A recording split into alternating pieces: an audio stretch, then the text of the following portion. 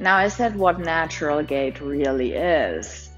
And that means to me that you use elasticity, that you don't use a lot of muscle power. It should be easy. That is what makes it natural and effortless. The idea really is that you use a spring from your hip flexor. So if you imagine the hip flexor muscle attaching on the front of the spine, then the iliacus part in the part of the ilium attaching on the femur. Now the leg that is behind you in walking, that is loading this muscle. You have this light stretch on it. And then you just let it go and it comes forward naturally. That is the main part of what makes natural gait.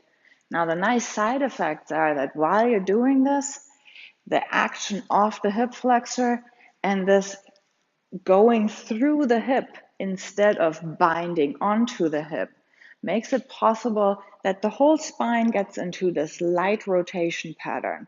That is really nice because you also get really good hydration for the discs. So if you have your spine completely stiff while walking, you don't get that benefit and you get the additional impact. So degeneration of the discs is much more likely if you don't have natural effortless gait. Now just let's have a look how this works in practice. Of course, it's not only the hip flexors. You also use the elasticity from the feet. You use the springiness from your toes. You use those to push forward, the muscles from the calf. Just get an idea of whether you see it. And pay attention to the rotation in the spine.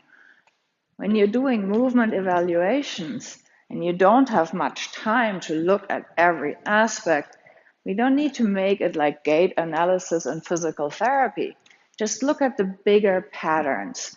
Look at the broad impression. How does the shoulder girdle move? You might be noticing that if you really look at my shoulder blades, which one is swinging more easily? Which one is gliding on the rib cage easily?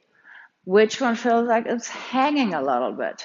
Look at the rotation of the spine. Look at how the pelvis is shifting. I mean, of course, since this is my body, I want it to all look perfect, but I know there are always going to be small things, small asymmetries. Now, if I was walking outside, my stride would lengthen a little bit.